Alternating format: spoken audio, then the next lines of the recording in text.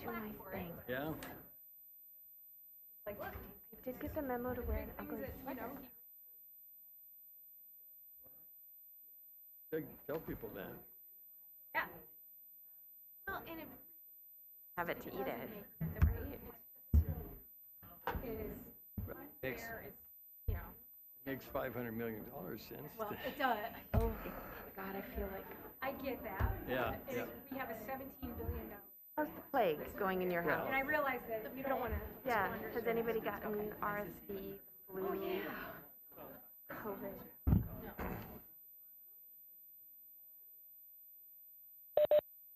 Regular cold.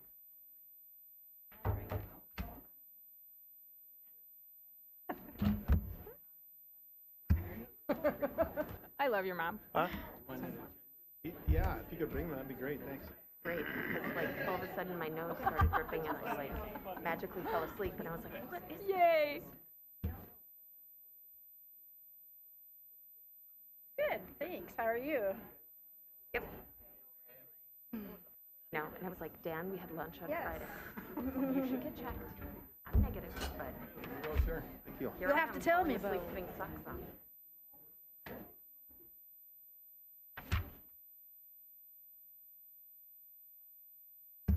Well, I can. You got this.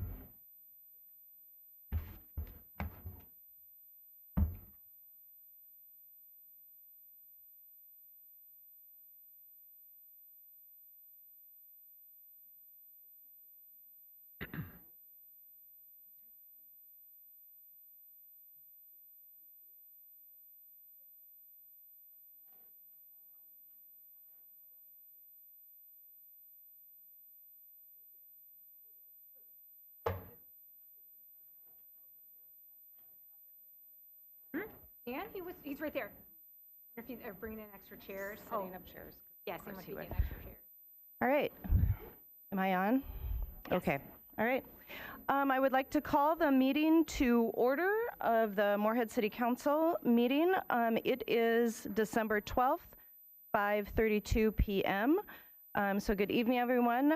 I am Mayor Shelley Carlson. The Moorhead City Council welcomes public input on issues listed on the agenda or of general community interest, time and council permitting. Speakers are limited to 3 minutes each. If you would like to address the council during the meeting, please fill out a form provided by the city clerk, and we will call you up during citizens addressing the council. If comments were submitted to the clerk prior to the meeting via email or phone, those comments may be entered into record. For more information on participation, please visit the council meetings page on the City of Moorhead website at cityofmoorhead.com. We, the Moorhead City Council, collectively and with gratitude, acknowledge the sacred land the City of Moorhead is built upon. We acknowledge the people who have resided here for generations and recognize that the spirit of the Dakota, Ojibwe, Métis, and all indigenous communities permeates this land. And before we do roll call, I did just want to make a statement and extend condolences to the family members of Miss Colley as they grapple with the tragic loss of their loved one. Death is never easy, but it is even more difficult during this time of the year and when it occurs at the hand of a family member. As a domestic violence advocate for the last 28 years, I anticipate that many people are doing the could've, should've, would've type of thoughts that are going through their minds of family members, friends, and professionals who either worked with this offender or the victim. But it's important to remember that the responsibility of the violent act lies with one person and one person alone, and that is the offender. So that said, I want to just make sure that people know there is help available for those who may be suffering or know somebody suffering from domestic violence. So if you know somebody, please reach out to the Rape and Abuse Crisis Center at 701-293-7273.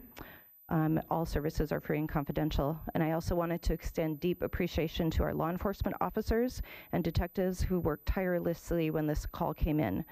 Many of them worked 30 hours straight without any sleep in order to locate and apprehend that offender. So thank you to the Moorhead Police Department for your hard work.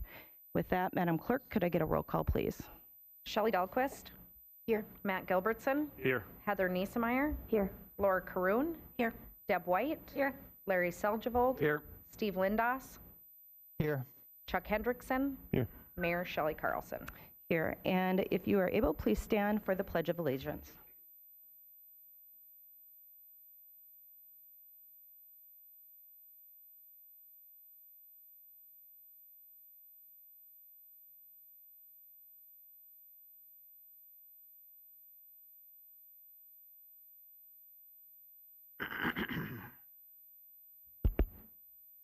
Okay, with that, City Manager Molly, do we have any agenda amendments? Yes, Mayor, we have a request to remove item 10A from the consent agenda. All right, so 10A will be removed from the consent agenda. And then we are going to move on to recognitions and presentations.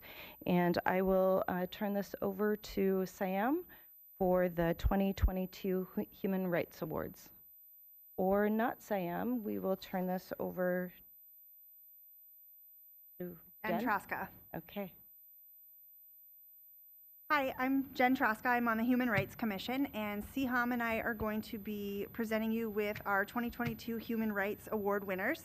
We have a couple different areas of nomination, and the first one that I'd like to start with is our first winner of the nonprofit area, and the winner of this is Nicole Atherton.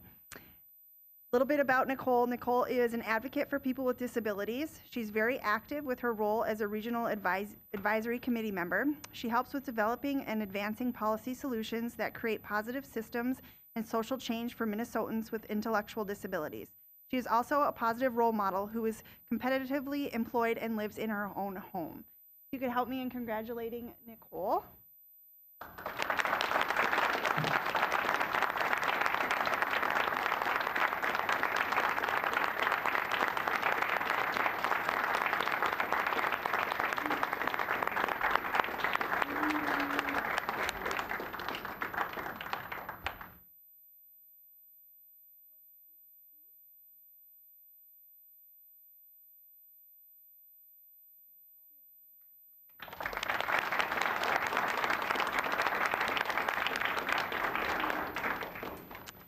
And next up is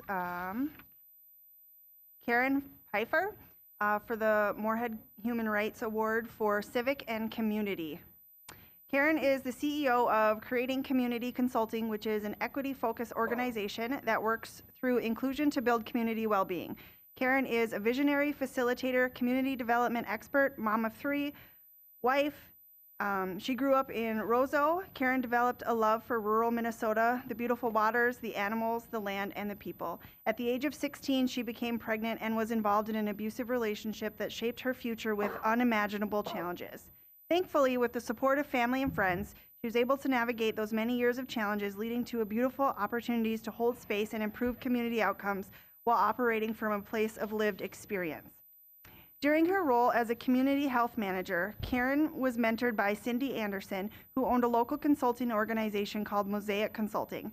Cindy was a reference for Karen's first professional job, helped support her with grant writing and project development, and invested time in teaching her about equity and community. Cindy was an inspiration to many, and after she passed away, a spark stayed lit in Karen to continue to honor Cindy's memory.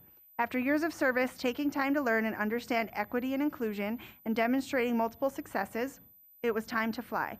Karen felt called to create something new, to expand the work in a creative way, and to build a foundation for an equity-based community development firm. In 2022, she founded Creating Community Consulting. Please welcome me in congratulating Karen.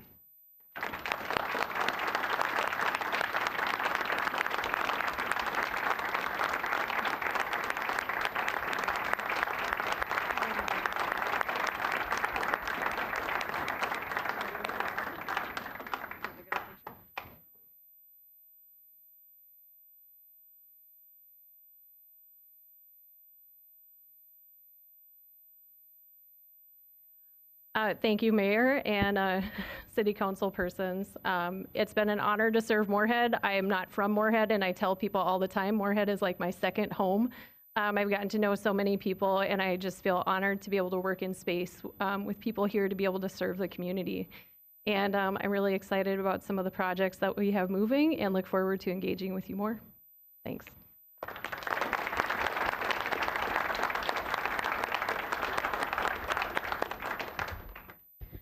Thank you all. Congratulations, Karen and Nicole, City Council members, Madam Mayor, thank you for having us here. It is my privilege to present the next couple of awardees here. Rick Hall and Verna Cragnis. They are very community engaged, and they are receiving the award, the Human Rights Award for Civic and Community Engagement and Nonprofit Work. little bit about their work. They are helping teach individuals in the community how to grow crops and garden, have access to land and water, and also started their nonprofit New Roots organization to help farmers become successful. Additionally, they are very involved within the Moorhead community and engaged in helping individuals live healthier lifestyles and cultivate neighborhoods. It is my honor to present Rick Hall and Verna Cragness with the Human Rights Award.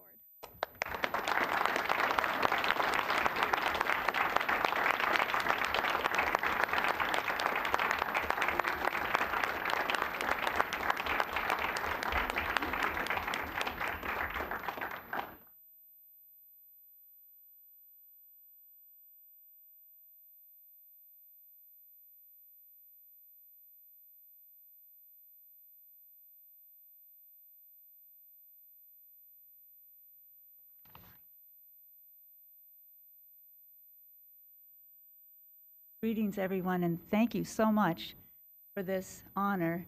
We've been a little head spinning in our house since we heard the news and have so appreciated the time since we moved back to the Fargo-Moorhead area, and have had a chance to meet so many wonderful people and get engaged.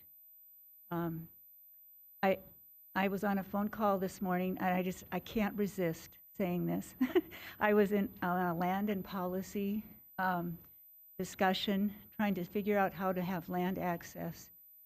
Mike Astapol, who is the coach for the Green Step cities from the Minnesota Department of Ag, alerted me to the fact that you can get points for identifying land for farming inside your city limits as a Green Step community. So I would love to talk more with people about that concept and the policy issues that we've run into, because I've had such supportive help trying to find land from Dan and from others, and still in response to a question I sent just a few days ago, a lot of resources. But this puts a new twist on it. You could really take action, because so many of the people who are refugees were indigenous in their own country and suffered under discrimination and displacement, particularly the Bhutanese community, I know strongly, for instance. And so it is putting legs and action on the whole idea of making land available for people to have food that they need and want to grow for their families. Thank you.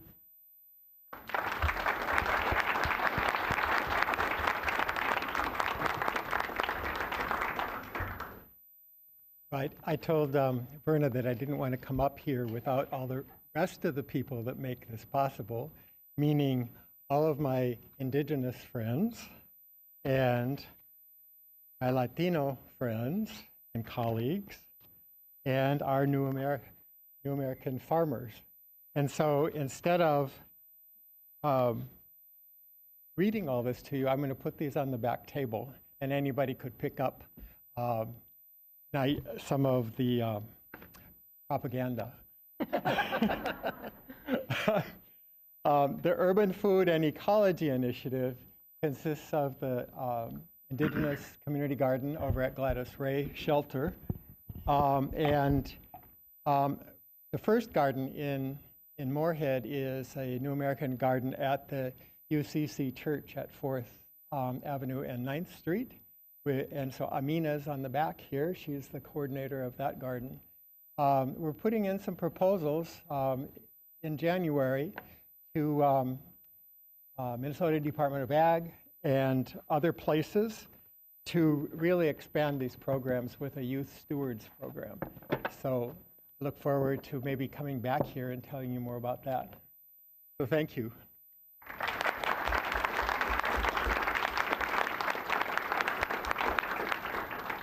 Thank you. Our final award for the night is for civic and community engagement. This one goes to Tammy Krabbenacker with the Red River Women's Clinic. A little bit about Tammy. She's had a very active year. She didn't skip a beat this year when the healthcare access was was threatened for women in our area. Not only did she put herself out there to advocate for healthcare access for women, but she used her own home and finances to purchase locations in Moorhead to make that available for women in our area. She continues to put women in the area first without judgment and uses funds that were raised to help patients with basic expenses such as hotel fees, daycare. She has worked tirelessly to make sure individuals do have health care access in our area and makes the Red River Women's Clinic a reality still here today in Moorhead. Tonight, Sarah Hayter is going to be accepting the award on behalf of Tammy, and I'd like to invite Sarah up.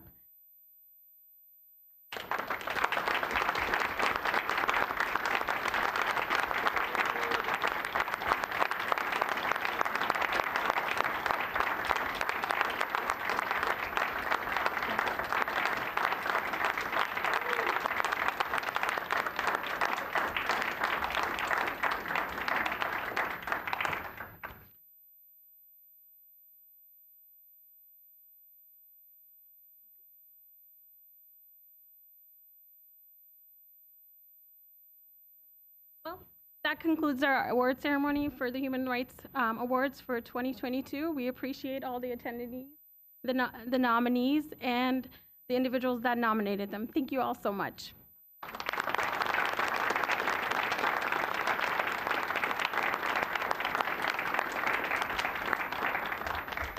And I believe that our Governmental Affairs Director, if it's okay, she would love to get a picture of all four of the recipients and both of the Human Rights Committee members. I don't know if you want to do that here or in the hallway. It's up to you.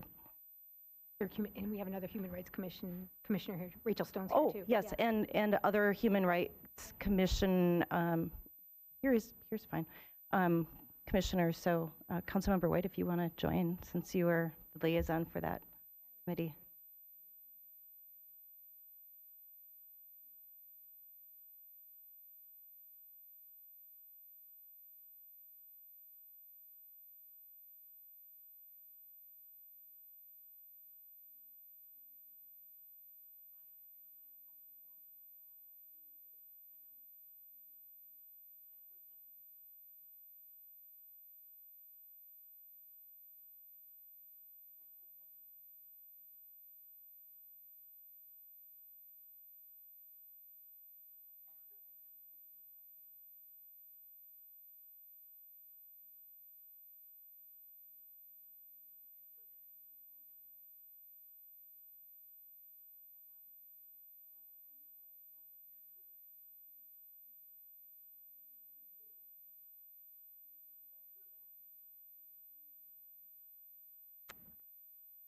All right, thank you, everyone.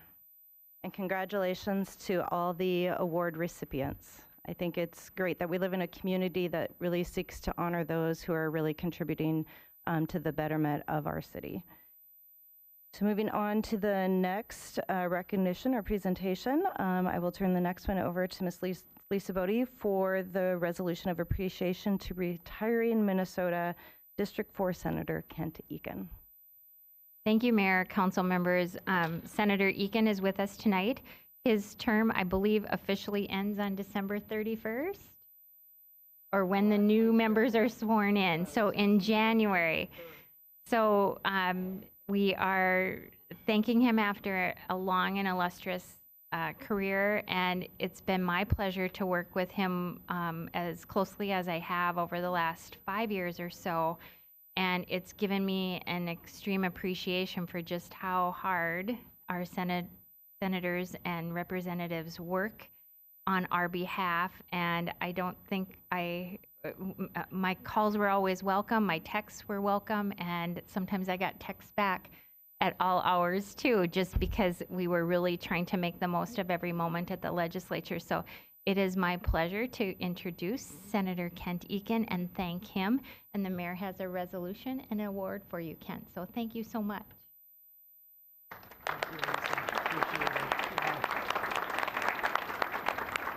Well, thank you. I can't thank you enough for the gift that you've given me to serve you and to represent you in the Minnesota Senate for the last 10 years. And I know you recognize Paul Marquardt as well, who is my teammate and served for about the same amount of time, total time in the legislature, because I was in the House before I jumped over to the Senate. But it really is a team effort. It includes Representatives Lean and Keeler, who I served with as well, and you, those of you who have done such an outstanding job making Moorhead a wonderful place to live and to raise the children and to educate our young people. Again, I can't thank you enough for what you've done. It's been a real honor and privilege. Lisa talked about some of those late night sessions that we've had, especially like working on the bonding bill to get that through. Sometimes we go all night. And so, yeah, and the folks from Moorhead have been there every step of the way. And it couldn't be done unless we had a true team effort going on. And I couldn't think of a better community to represent than Moorhead and the surrounding communities. I really feel fortunate to have represented this district. And I've had other senators talk about what a great place this is to represent. The people are all so friendly, and even if they're not with you or supporting you, they're still, people are still very, very friendly in this area and look out for each other and work to make this a better community. And that's, again, why you have such a wonderful community here, Mayor and council members. Again, a great honor and privilege. Thank you so much. And I look forward to continuing to interact with you. I think one of the greatest gifts of this job is being able to interact with people. I know one of the biggest problems we face in society is that of social isolation. You don't have that problem with this job. It's been a wonderful way to get to know people, form friendships, friendships that I know will last, the rest of my life. And I know I'm leaving it in good hands. Senator Rob Kupek, or Senator-elect yet. I think January 3rd is the day that he'll be sworn in, and as soon as he's sworn in, that'll be my last moments in the Senate. But I look forward to working with Senator Kupek as well. So thank you so much, Mayor. Yep. Well, Senator, we do have a resolution here. So, yes, go ahead. I thought of just a quick little story that I should share beforehand, and the mayor may know where this is going. We were down in St. Paul last March, and on our way back, we stopped in Clearwater to get some refreshments and things. And we thought we had my purse in the car, and we didn't. I left it at the gas station. And the mayor was talking to Kent after we got all the way back to Moorhead before we realized it. And Kent stopped in Clearwater and picked up my purse for me. So that's real public service, real direct public service. So I appreciate him so much. Yes, yes. So, Senator Eakin, our resolution of appreciation and gratitude to retiring Minnesota District 4 Senator Kent Eakin. Whereas Minnesota State Senator Kent Eakin was elected to the Minnesota House of Representatives in 2002, so 20 years, I know that because that's the year my daughter was born, and served in the House until elected to the Minnesota Senate in 2012 and is completing his third and final term serving District 4. And whereas Senator Eakin has served as minority whip and on legislative committees that informed and advanced public policy statewide, including the Aging and Long-Term Care Policy and Agriculture and Rural Development Finance and Policy Committees. And whereas Senator Eakin advanced numerous legislative goals that had significant measurable benefit to the city and residents of Moorhead, including achieving permanent border city enterprise zone funding for Moorhead, as well as Dilworth, East Grand Forks, Breckenridge, and Ortonville, securing significant bonding appropriations to fund critical infrastructure, including more than $110 million for the Southeast Main 2021 underpass and the downtown 11th Street Railroad underpass projects, more than $83 million for permanent flood control, and $7.5 billion for new solid waste transfer station, which infrastructure will save lives and resources, improve emergency response, and keep Moorhead in business during flood events now and for decades to come. Advocating for local government aid, which is critical to providing municipal services and keeping local property tax rates affordable, and authorizing the city's pursuit of a local option sales tax, which allowed Moorhead voters to pursue funding for a new community center and public library. So whereas during his 20 years in office, Senator Eakin served the state of Minnesota well, championed for greater Minnesota, and provided Moorhead with his strong leadership and support throughout his legislative tenure. And whereas Senator Eakin welcomed Moorhead residents to the Capitol with open arms, and his collaborative, thoughtful approach to legislating led him to be respected widely at the Capitol by members of all political parties. So where it be it resolved by the City Council of the City of Moorhead that December 12th, 2022 is Senator Kent Eakin Appreciation Day, to thank and recognize Senator Eakin for his leadership and outstanding public service on behalf of Moorhead and its citizens. And with that, I will be awarding you with a Moorhead Award. Thank you.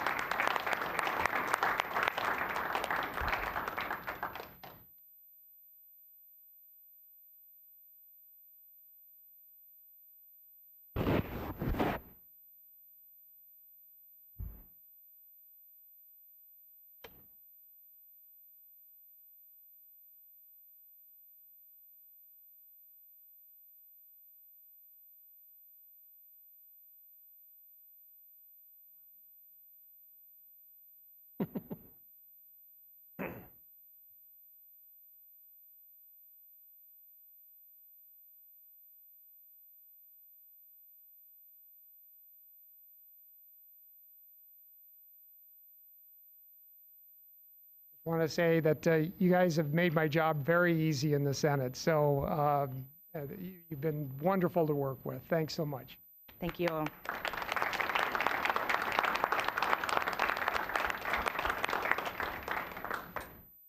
Right, we cannot quite yet do the next item on the agenda, which is our truth in taxation, because we can't do that until 6 p.m. So we have to wait for 4 minutes. So we will move down to the consent agenda. Do I have a motion to approve the consent agenda? So moved, Niesmeyer. Do I have a second? Second, Karun. Okay, Niesmeyer with the motion, Karun with the second, and Councilmember Lindas is virtual, so we will be doing roll call votes for every vote tonight. So with that, Madam Clerk, could we get a roll call, please? Dahlquist, Gilbertson, Aye. Niesmeyer, Yes. Karun, Yes. White, Yes. Seljevold, Aye. Lindas, Yes. Hendrickson. Aye. All right, the consent agenda has been approved. And moving on to the approval of the meeting minutes, do I have a motion to approve the November 28th, 2022 meeting minutes? White moves to approve. Second. Second. Sorry, Councilmember Lindas, Councilmember Seljevold beat you. So White with the motion, Seljevold with the second, and roll call vote, please. Dahlquist, Gilbertson, Aye. Niesmeyer, Yes. Karun, Yes. White, Yes. Seljevold, Aye. Lindas, Yes. Hendrickson. Yes. And we still have 2 minutes. So moving on to citizens addressing the council. Are there any members in the audience who wish to address the city council? Any members who wish to address the city council? All right, moving on to, we will open our public hearing. So we'll move on to number 9 on the agenda, public hearing to authorize filing of an application to the Federal Transit Administration for 2023 operating and planning assistance. I'll turn this over to Lori Van Beek, but first, if I could get a motion to open the public hearing portion of this agenda item. So moved, Niesmeyer. Second, Karun. Okay, Niesmeyer with the motion, Karun with the second. Roll call vote, please. Gilbertson, Aye. Niesmeyer, Karun, Yes. White, Yes. Seljevold, Aye. Lindas, Yes. Hendrickson, Aye. Dahlquist. All right, the public hearing is now open, and I'll turn it over to you, Ms. Van Beek. Thank you so much, Mayor and council members. Tonight's public hearing is about the application to the federal government for transit operating and planning assistance for 2023. It also includes a piece of 2022 for October through December because of inflation and cost increases that are beyond the normal in our 2022 budget. The total grant application for federal assistance is $1,019,743. And the operating assistance is a 50-50 match, so that is a total budget of more than that, obviously. But we get a federal appropriation for transit, and so we are using some of our funds from 2019 and 2020. So we still have some funds on the table for other years and can use that for operating and planning and capital assistance as we need to do. Of the total amount, we're asking for $180,000 of that is for 2022. $20,000 is for planning, and the remaining $819,743 is for 2023's operating budget. The operating budget for transit is in the Mass Transit Fund and in the budget that will be presented to you and you've been part of. And the local match for the operating funds is made up partially of state funding because state funds are not federal, and so we can use those to match federal grant funds. We are using CARES Act funds as our local match as well. So part of those expenses will be paid for for our budget, out of CARES Act money. There will be no property tax revenue used towards this budget as we continue to use our CARES Act money that have been allocated to transit. We hope to continue using that through 2026. So that's our hopes, to keep the property tax low and during this time of inflation and such. So that's basically, I've given a budget for 2023 in the memo if you're interested in the full budget for transit. The total expenses for operating are $4.4 million. So the transit system is a large system, part of the Metro Transit MAP bus system that Fargo and Moorhead operates together, and we transport many people, almost 2 million people in the Fargo-Moorhead area. Great. Thank you, Ms. Van Beek. Are there any members of the public who wish to comment during the public portion of this agenda item? Any members of the public who wish to comment? Seeing none, with that, I would entertain a motion to close the public hearing portion of this agenda item. So moved, Niesemeyer. White seconds. So I got Niesemeyer with the motion and White with the second. Roll call vote, please. Niesemeyer, Yes. Karoon, Yes. White, Yes. Seljevold, Aye. Lindos, Yes. Hendrickson, Aye. Dahlquist, Gilbertson. Aye. Right. The public hearing portion of this agenda item is closed. So any questions or comments from council for Ms. Van Beek? Councilmember Niesemeyer. I just want to comment that I appreciate the acknowledgement of inflation and its impact on the budget, as well as the use of CARES Fund to not raise up property taxes and needing to come to the city or use those additional funds. I think that's very clear in the budget in the packet if people use that, and I acknowledge that. It's very clear and easy to read, at least for folks like me, and so I just wanted to acknowledge that work that was put in by the staff who put forward these things, and I appreciate it as a Minnesota resident and as a Moorhead taxpayer, so thank you. Any other questions or comments from council? And now I would entertain a motion to authorize the filing of this application. So moved, Niesemeyer. Second, Karun. Okay, with Niesemeyer with the motion, Kroon with the second. Any further questions or comments? Seeing none, roll call vote, please. Karoon, Yes. White, Yes. Seljevold, Aye. Lindos, Yes. Hendrickson, Aye. Dahlquist, Gilbertson, Aye. Niesemeyer. Yes. All right, and with that, the resolution carries to authorize that filing of an application for the Federal Transit Administration for 2023 Operating and Planning Assistance. Moving on to agenda item number 10A, and I will turn this one over to Dr. Bob Zimmerman.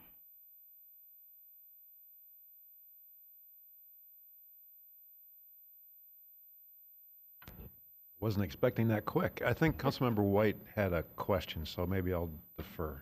Sure, yes, I know. And I think this is just me getting up on my soapbox for a minute. I think, it's, I know you've heard me ask about this many times over the last almost 4 years, that the way that we currently determine the prioritization for our street projects has a disproportionately negative impact on our older neighborhoods. because that's where there's the highest concentration of poor quality roads. And I know several of us we've been talking about it, and I know that the engineering department has talked about changing the way that they do that, but we haven't heard anything. And as we're looking at, voting on things that we're working on next year or 4 years out, I just, it concerns me that we haven't made progress in that area. So I would love to hear an update from you of what is the plan? When will we know a little bit more about how we'll change it to address some of those disparities? So we have, thanks for the question and thanks for holding us accountable for that task, which we have been working on. There's really two pieces to that. The first one is we have made a lot of progress on a decision matrix or flow chart, not so much changing the process, but explaining the process. And it's been a little challenging, as I'm sure you can appreciate, sometimes taking these technical issues and putting them into a logical format that everyone can understand is a bit challenging, but that's number one. And that's been in progress, and we've made a lot of effort towards finalizing that. The more recent effort, which has kind of slowed us a bit, we have some new GIS talent on staff, and so we're taking advantage of that new capability to dig a little bit deeper into more, not so much neighborhood specific, but even down to the block level in terms of what the street conditions are, what adjacent street conditions are, and trying to put that in a visual format that we can compare to the street projects that are, for example, proposed in this 5-year capital improvement plan, which I think will inform us all in further discussion of how we prioritize those projects. So the hope is very shortly after the new year, we'll have some of that data available to present and to discuss. I look forward to hearing you shortly after the new year. Absolutely. All right. Well, with that, I guess I would be looking for a motion to approve the reports for 2023 Transportation Capital Improvement Program street improvements. White moves to approve. Second, Niesmeyer. We got White with the motion, Niesemeyer with the second. Any further questions or comments? Seeing none, roll call vote, please. Dahlquist, Gilbertson, Niesemeyer, Yes. Caroon, Yes. White, Yes. Seljevold, Aye. Lindos, Yes. Hendrickson. Aye. All right. The motion to authorize the report has carried. And it is 6:07, so we can now go back to 4C, which is our Truth in Taxation public comment opportunity. After the presentation, so I will turn this over to our Finance Director, Jenica Flanagan. Thank you, Mayor, and good evening, council members. Tonight I am here to present and seek approval of the City of Moorhead's 2023 budget and tax levy, as well as the Economic Development Authority's 2023 budget and tax levy. The Economic Development Authority Board did review and recommend approval of its final budget and tax levy on November 7th. It needs City Council approval as well.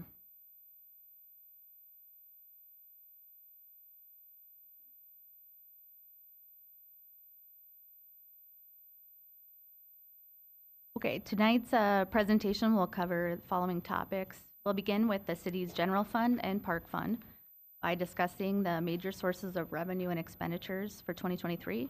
We will touch on the city's market value, tax-based growth, as well as a tax rate history and proposed rate for 2023. We will explain the tax impact on residential and commercial properties. And the final two items of the presentation will include discussion on a few of the city's enterprise funds and the capital improvement budget. There are 4 key items that are top of mind as the budget is being prepared. The first being working together. The City Council and the executive leadership team works together during a 5 to 6 month timeframe to review revenue and expenditures in order to balance policy and operations. Next is serving the community and ensuring a high level of services to the public. Another very important item is supporting the city's dedicated employees by working to promote work-life balance employee engagement and well-being, and last but not least, producing a balanced budget to manage the operations of the city. The next slide lists the 2023 budget priorities. 6 specific priorities were identified and discussed during the budget process. These include employee wages and benefits, supporting public safety, including the Red River Regional Dispatch function, parks and recreation funding, downtown redevelopment, the Community Center Regional Library, forestry funding, as well as our American Rescue Plan Act funding.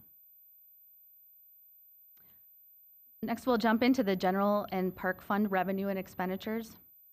The city's general and park fund revenue total for the 2023 budget is $36,737,946. There are 4 major categories of revenue: property taxes, transfers from utilities, local government aid, and then an all other sources bucket. Property taxes are our largest source of revenue at 37% of the total budget. Transfers from utilities is second at 25%. Local government aid is 20% of the total. And then our all other sources category makes up the remaining balance of about 18%. And that includes such items as state and federal grants, fees, charges, and some other miscellaneous revenues. The next slide provides some additional information on our largest revenue source, property tax revenue. Total city property tax being proposed for the 2023 budget is $18,924,457. Approximately $13.5 million is funding our general and parks fund budgets and is broken out between approximately 9.7 to the general fund, $305,000 to the Make Moorhead Home Rebate Program, and $3.4 million to the Parks Fund. The remaining property tax revenue goes, $4.48 million is being used to pay for the annual debt service payments on city-issued bonds. These bonds are what we use to fund the city's infrastructure projects. And lastly, $932,500 goes to support the Moorhead Public Library. The Economic Development Authority, which is a separate taxing authority, it has a separate tax levy. Their proposed 2023 tax levy amount is $567,577. Now that we have discussed the available revenue sources, we'll jump into what this revenue is funding. These charts illustrate the expenditures by function. The boxes on the left side show the total budget in dollars for each function. The chart on the right illustrates the percentage each function contributes to the overall budget. Administration, which includes the city manager, IT, human resources, finance, facilities, and the city clerk, amounts to about $5.1 million of the total budget, or 14%. Governmental affairs, legal, and prosecution is $1.4 million, about 4%. The police department is our largest category overall, which is largely made up of personnel costs and is at $11.9 million, or 33% of the total. The fire department is our second largest category at $6.1 million, and 17% of the total. These 2 public safety functions, police and fire, comprise 50%, or half of the total general fund budget for the city. Engineering is at $2.9 million, or 8%. Public works is $4.8 million, or 13% of the total. Parks and recreation is $2.4 million, or 6%, and rounding it out with our community development function is around $2 million, or 5%. One other thing just to note about the general and parks funds budget is our personnel costs, or the wages and benefits, is the largest expenditure category at approximately 72% of the total expenditures. The 2023 budget includes an approximate $1.4 million increase to employee wages and benefits to retain the city's workforce and remain competitive in the labor market. We also have increased costs in the 23 budget related to some of the inflationary increases that we've seen in the last year. The total general fund budget being proposed for 2023 is the $36,737,946. The next slide shows the impact of the market value and tax-based growth of the city. An increase or decrease in taxable values will change the tax rate by spreading this cost across the total value within the city. The estimated increase in tax base for 2023 is $1,374,292. This is an increase of a little over $1 million from the 2022 tax base increase, which was $371,039. This was an excellent year of growth for the city of Moorhead. And just one important note to make here is that in Minnesota, that we as the city must levy to receive and capture this growth in property tax revenue. We do not automatically receive it. Next slide shows a 2023 property tax overview, as well as some historical data regarding the city's tax rate. For 2023, the overall growth within the city provides an estimated total tax capacity increase of 1.8%. Again, this is an excellent year of growth for the city compared to 2.4% that we had in the prior year. The proposed increase in the tax levy amount is approximately $1.9 million over the 2022 levy amount. And this equates to an estimated tax rate increase of 2.96%. You'll see on the chart the city's average tax rate over the last 7 years has been right around that 2.9%. And for 2023, we're right in that ballpark with our 2.96 estimate increase. This proposed rate is also closer to those 2019, 2020 numbers that we saw. Very minimal increase was made in 2022, just due to the unknowns during the peak of the pandemic. And 2022 resulted in a year of catching up after that minimal increase in 2021. Moving on to the next slide, we'll take a look at the big picture. Shows the 2022 tax rate by jurisdiction, which includes tax rates for the county, school, city, economic development authority, housing authority, and watershed district. We illustrate this by using a $1 bill. 38 cents of every dollar goes to Clay County, 26 cents goes to the school, 34 cents to the city, and then a penny each to the economic development authority, housing authority, and the watershed district. Next, we were trying to illustrate the property tax impact on a residential homeowner with the proposed tax rate increase for the 2023 budget. The current median home value in Moorhead is $211,500. Using that home value and running it through the applicable rate calculations, the estimated annual increase to a median home from the proposed tax rate increase is $26.98 for the year, which equates to about $2.25 per month. Please keep in mind these properties could also see a change in property taxes if there was an increase or decrease in the property's market value due to new construction or market value growth. Now we'll look at how a proposed tax rate increase affects various property types. For border cities, legislation actually caps property tax obligation at 1.6% of taxable market value for commercial, industrial, and utility properties in Moorhead. In doing so, any local taxes that exceed 1.6% is reimbursed to the local taxing jurisdiction by the state. When you look at how the property tax impacts these properties with a rate increase, the property owners will not see an increase. The state will pick up the increase in the property tax. The only way those properties will see an increase is if there's a change in the property tax is if there's any increase or decrease in the market value of new construction.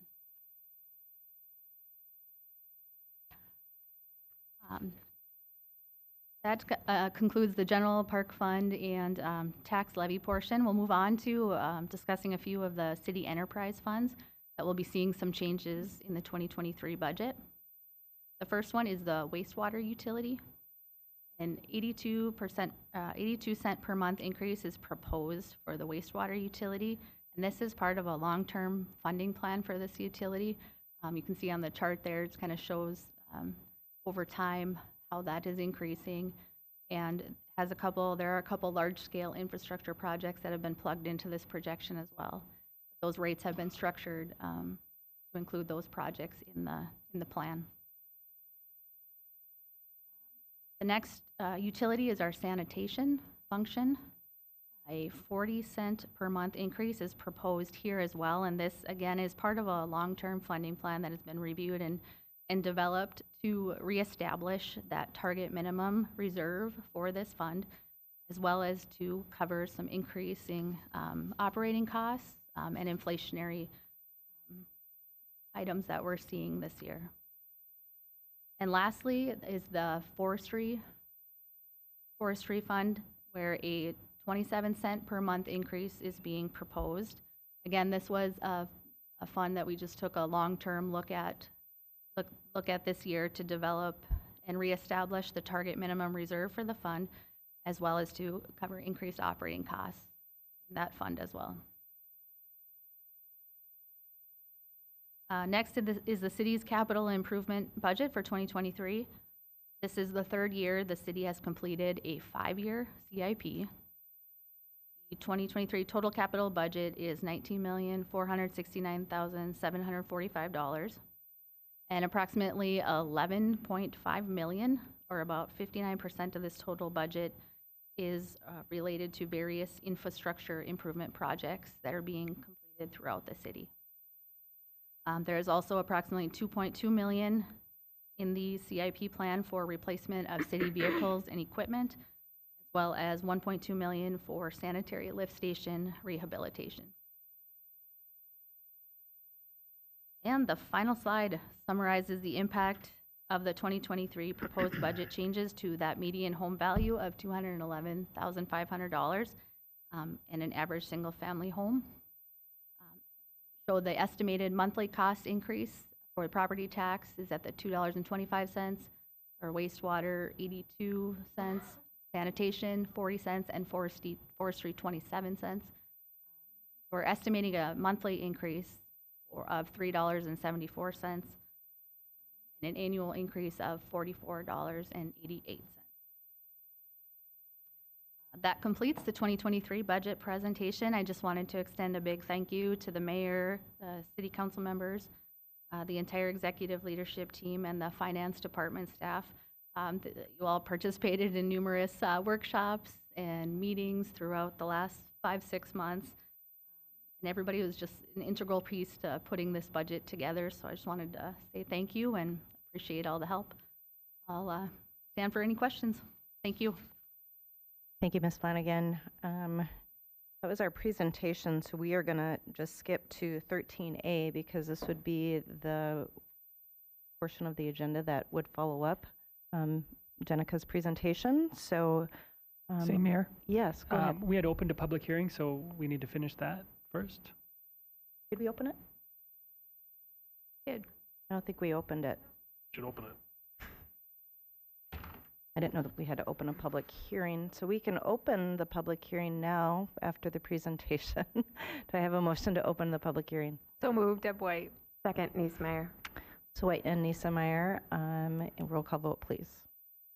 Dahlquist, Gilbertson, Aye. Niesemeyer, Caroon, Yes. White, Yes.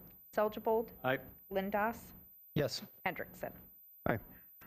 All right, so the public hearing has been open in regards to our truth and taxation, and we are available to take any public comment at this point in time if there are individuals in the audience who wish to comment in regards to our proposed 2023 budget and tax levy. Anyone who wishes to comment on the proposed 2023 budget and tax levy? And seeing no large numbers of people rushing to the podium to comment, I will take a motion to close the public hearing. I have a motion to close the public hearing. White. Second. Caroon. White with the motion, Caroon with the second, and if I get a roll call vote, please. Dahlquist, Gilbertson, Aye. Niesemeyer, Yes. Caroon, Yes. White, Yes. Seljevold, Aye. Lindas, Yes. Hendrickson. All right, the public hearing has been closed. So now we will move on to 13A. And I would be, I guess, looking for a motion to approve the City of Moorhead 2023 tax levy budget and capital improvement plan. So And moved. also approval. Second. So we've had 2 motions and 2 seconds, so I'm going to give it to the ones who just haven't yet made it onto the motion checklist. And the motion would be from Councilmember Lindas with the second by Councilmember Hendrickson. Any questions or comments from council? Councilmember Gilbertson. Thanks, Madam Mayor. Thanks for the presentation. Can't go back to the slide, but the 2023 property tax overview slide, you know, you mentioned the top sentence, so it shows an 8.1% growth. And then you said, you know, is that the average increase for the property, for the value of the property? Yep, if I'm thinking of that correct slide there, I think that was just in the total tax capacity of the city. There was growth of 8.1%.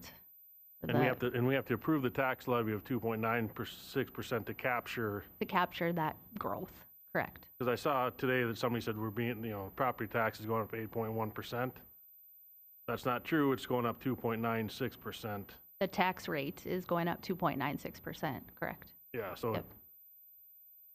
if we didn't have, if we weren't set up the way we are by raising the tax levy, it would have been, the property tax could have been a lot higher. Say that one more time.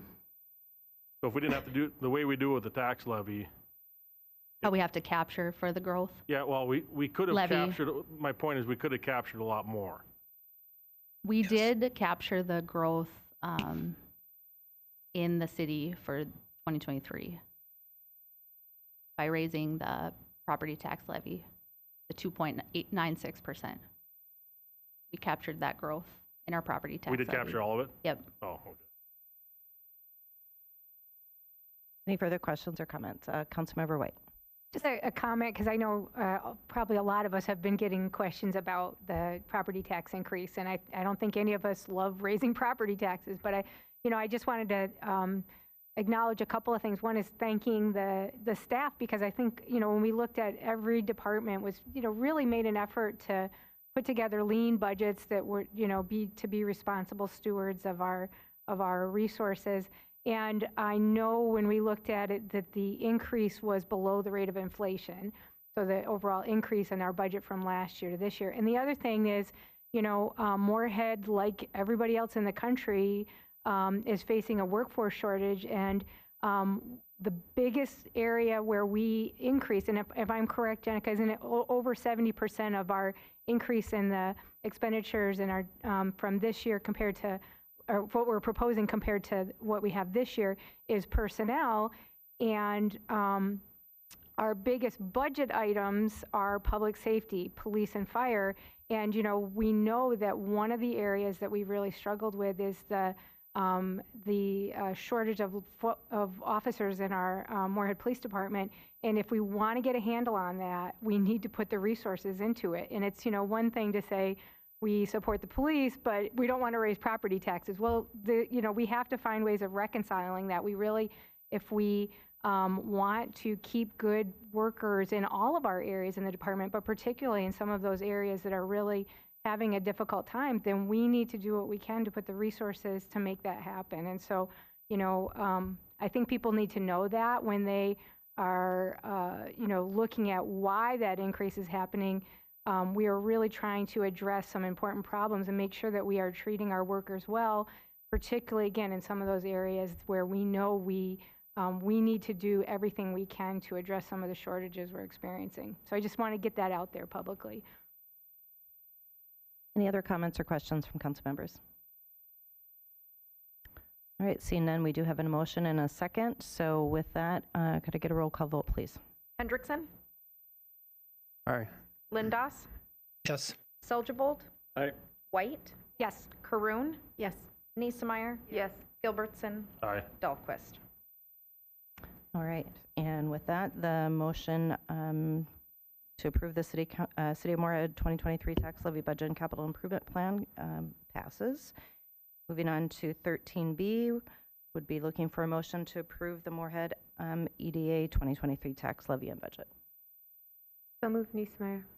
Second, Karoon. Denise Meyer with the motion, Kern with the second. Any further questions or comments from council?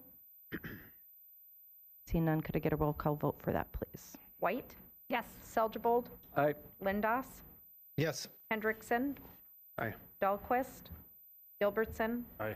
Niesemeyer, Yes. Caroon. Yes. All right, and that motion carries as well. Thank you, Ms. Flanagan. All right, moving on to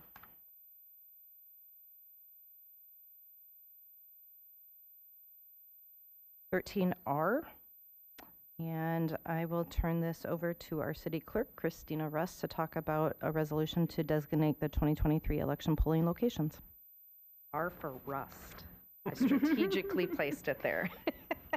So, per Minnesota state statute, we have to designate polling locations for the following year prior to December 31st of the year before. We do not have any elections scheduled at this time for 2023, but in the event something would come up, these are the designated polling locations that we will have. You'll notice one change for precinct 10 and 11. We've actually combined those polling places at Brookdale Baptist Church.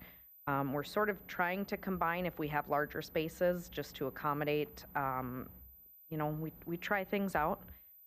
Eventually we'll get to a point where maybe we don't touch them, but so we did combine that one, and that was combined in years past. So we got the okay from them. So if you voted out at Trollwood this year, should something come up in 2023, it would change to Brookdale Baptist. All right, thank you, Madam Clerk. Councilmember Niesemeyer. Just a point of question or inquiry, Madam Clerk. If citizens have thoughts or ideas or feedback on precinct locations, should they direct those directly to you? They absolutely can, and they do. There's a reason, there's always a lot of opinions, positive and negative, on both sides. We do our best. There's certain rules that we have to follow in terms of where we can have them, approximations to the precincts, things like that. So yes, so if people have comments or questions on it, or how we came about that, or suggestions, or a free open building that they just would love to donate for those election days, they can certainly reach out to my office. Marvelous, thank you. Councilmember Dahlquist. Hey, Mayor.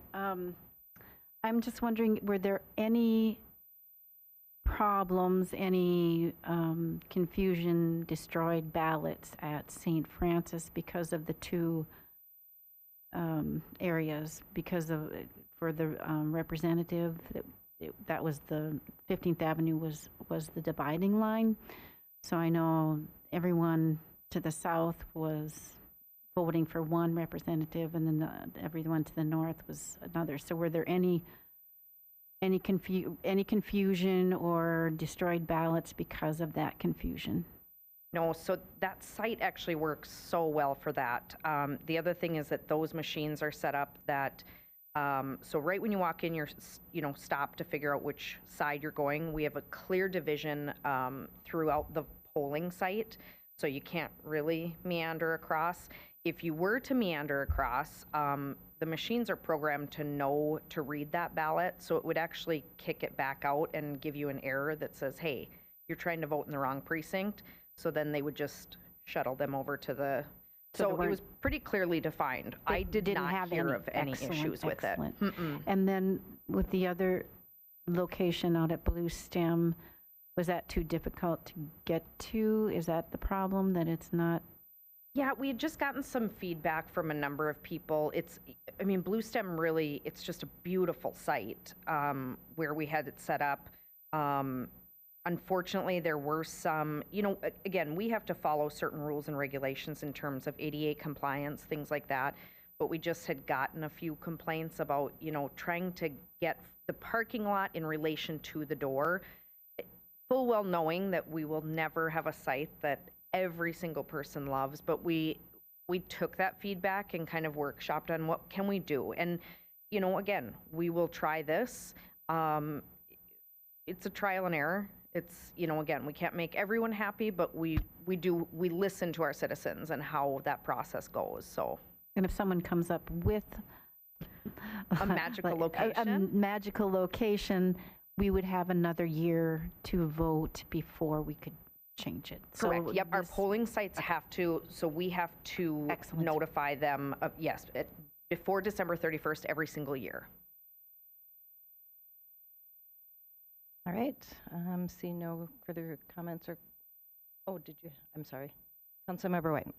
And really, actually, I don't really have anything to add. I just wanted to thank you because I do know that there were several of us who had some requests with some of the issues at Blue Stem for accessibility, and I really do appreciate that we took that into account. I think in the long term, it's going to be, I've already in my head, I'm trying to think about where else we might go because that's such a big growth area too, and so we're going to, we'll just further exacerbate that problem. And I think people they'll be okay with going outside of the ward.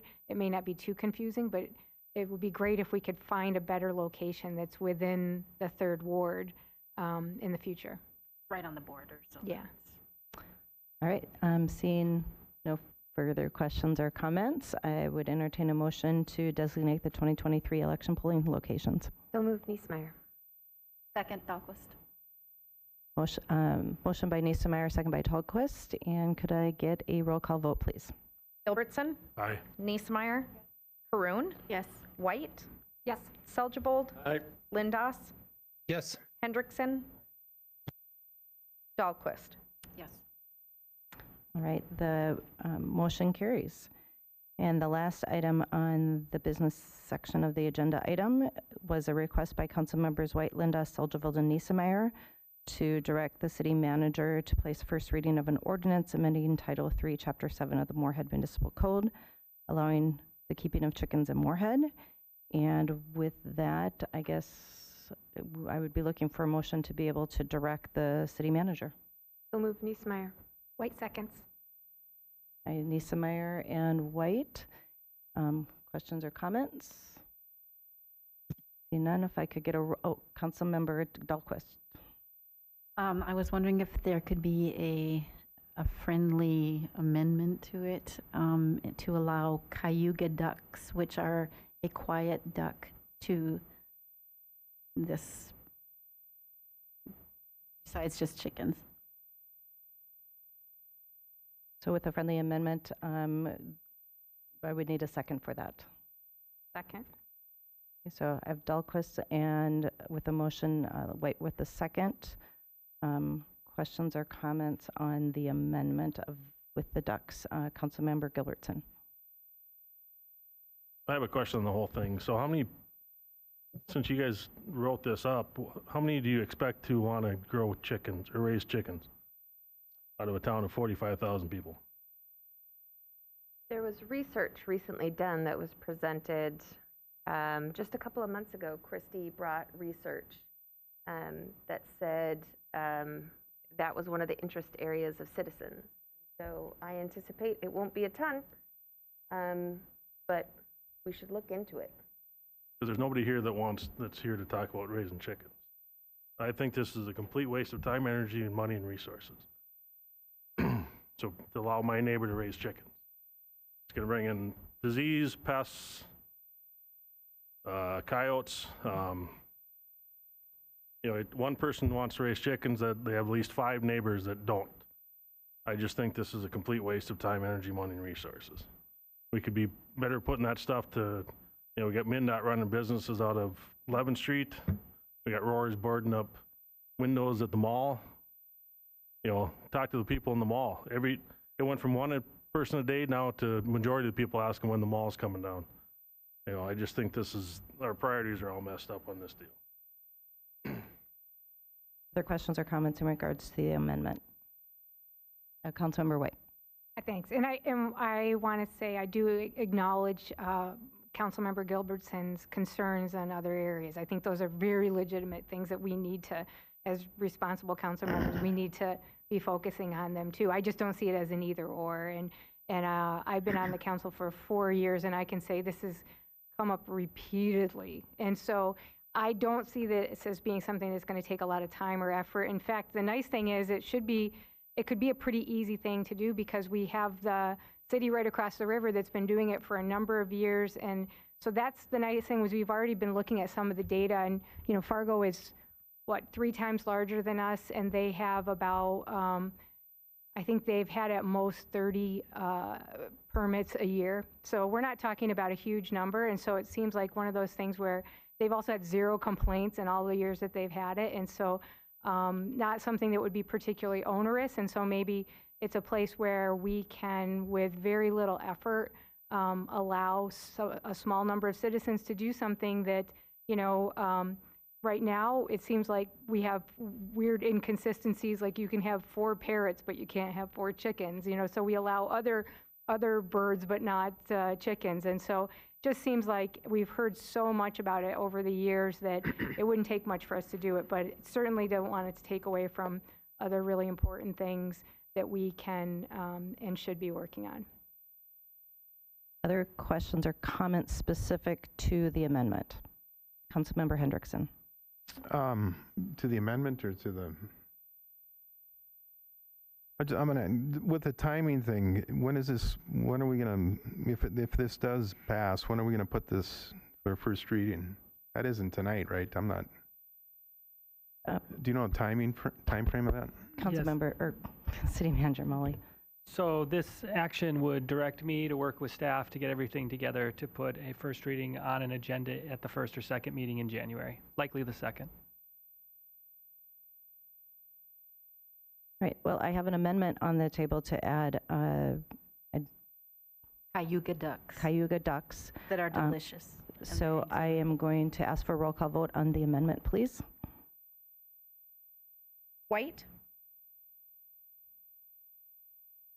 I said yes, sorry. Haroon? Yes. Gilbertson? No. Niesemeyer? Yes.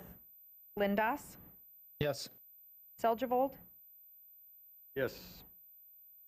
Hendrickson? No. Dahlquist? Yes. And I believe that the 6-2 that motion would carry. So the request to direct the city manager would be to allow the keeping of chickens and the ducks specified by Councilmember Dahlquist. So that motion and second is also on the table. And it seems that we've had comments and any questions already answered within the amendment. So with that, could I get a roll call vote, please? Niesemeyer? Yes. Haroon? Yes. Lindas? Yes. Dahlquist? Yes. Seljevold? Aye. Gilbertson? No. White? Yes. Hendrickson? No. Okay, and that motion carries as well. All right. Moving on to mayor and council reports. So do any council members have any reports? Councilmember Niesemeyer.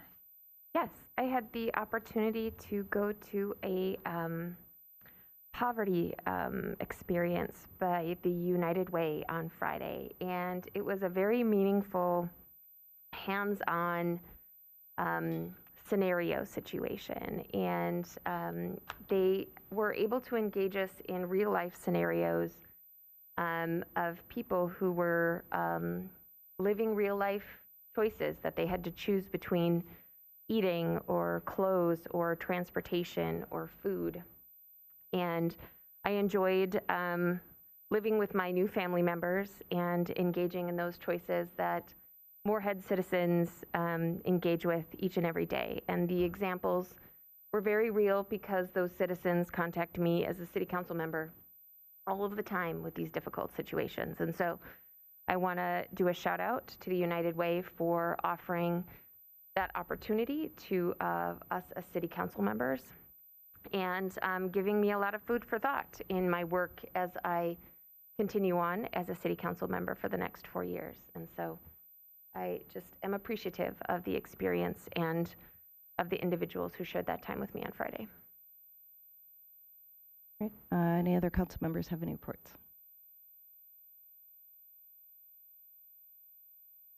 Councilmember Seljevold, did you go to an event on Monday? Didn't you attend an event on Monday? I did. I stood in for the mayor at the, at Slumberland, and what's the exact title? Mattresses for? Holidays. Mattresses for holidays, yes. And so, yes, they delivered mattresses to needy families, and it was a wonderful experience.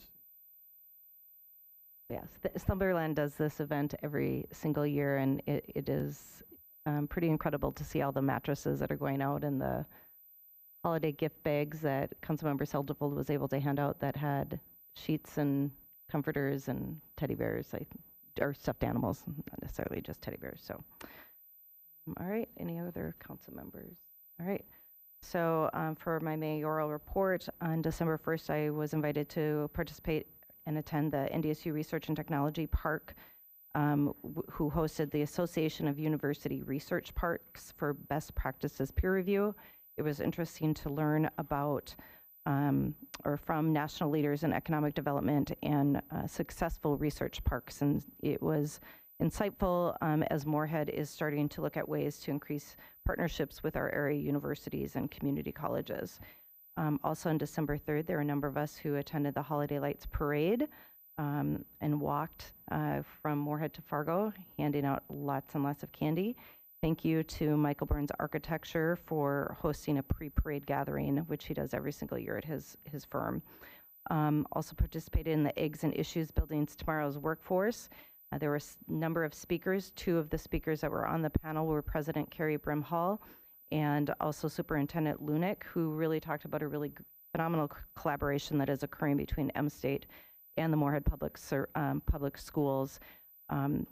The one example that they provided is how M-State is providing instructors at the Career Academy to teach the classes that are necessary for individuals to become CNAs. So not only do the students get credit for these classes, they don't have to pay for any portion due to the setup through the state of Minnesota, but they're also able to become immediately employed. And then in the evening, Moorhead Public Schools is allowing M-State to have their instructors there to teach classes for adults who are seeking to obtain their CNA. Just one example of the many things that were discussed in that Eggs and Issues by the Chamber. And then on December 6th, I was able to attend the Bond Buyer of the Year Award Banquet. This was from an award that was given to the FM Diversion Project, who the Diversion Project also received the P3 Project of the Year as well as the Bond Buyer Deal of the Year. Other projects that were selected for the award possibility, I guess, were projects from LA, New Orleans, Washington, D.C., state of Massachusetts, among others. The reason for the diversion project being chosen, and I'm going to quote, was that it's a first among equals with financing characteristics that were a complex deal, a complex private-public partnership, a massive first-of-its-kind project that fostered a federal, state, local, and private sector collaboration of funding, met a critical public need working creatively to solve a problem that needed to be solved. It's a template for others to follow in the future. And I think that there's significant credit for that creativity and also overcoming the complex nature of that project really goes to our city attorney, John Shockley. We are really fortunate to have somebody of his caliber as our city attorney and also the attorney for the diversion project. And also our Dr. Bob Zimmerman of our engineering department was also a huge part of that project. So just kudos and congratulations to us for having a city attorney who has the acumen to develop projects of that level. And there are a few things coming up. Obviously, diversion finance meeting on Wednesday, the MCC JPA and diversion board on Thursday, and then we have 3 DARE graduations on December 22nd. So with that, I will turn it over to you, City Manager Molly, for your report and update. Super. So this is thank you, Mayor. This is the last meeting of the year. I just want to say thank you, everybody, we got a lot done this year, and it was really something. So enjoy the next couple weeks. Our next meeting is then for everybody, Monday, January 9th. That'll be our first meeting of the year. Typically, a lot of our regular standard business, and we'll do a swearing in of new council members and the mayor and the like. So a little break there and wishing everyone a happy holiday and a great new year. And we do actually have one more award to give, and that is to Councilmember Dahlquist. We want to thank you to Ward 1 Councilmember Shelley Dahlquist for her 4 years of service on the City Council. Excuse me. I have choked up and also swallowed. So elected in 2018, Shelley has been an active member of numerous key boards and committees, including the Public Housing Agency Board, which she is going to continue serving on since we just appointed her on our consent agenda, and she will start serving as a member of the public in January 2023. She's been a member of the Clay County Joint Powers Committee and Clay County Extension. She's also active on the Community Facilities Task Force and her support of the Community Access Television. But most notably is Councilmember Dahlquist's strong commitment to environmental and social issues that affect the city of Moorhead and beyond. Councilmember Dahlquist is a staunch supporter of climate protection, ensuring that we protect and grow a healthy world right now and also for future generations. So on behalf of myself and all the members of the City Council and city staff, we want to thank you for your compassion and your partnership in making Moorhead a better place for all people. So Thank you, Shelley. you want to say a few words, you can. Or if you want to open your present too. We, the Shelleys, when we first got elected, had our election night party together. And I'm really happy to have served with all of you. And I'm really happy that at your election party, your dad was able to see The you two become Bobs, elected. yes. The two Shelleys and the two Bobs. Yes, both of our dads are named Bob. So we got the two Shelleys and the two Bobs in a picture that night. So, all right. I don't believe we have an executive session tonight, and I don't believe we have any new business. So with that, at 6:52, meeting adjourned. Happy holidays, everyone, and we'll see you in 2023.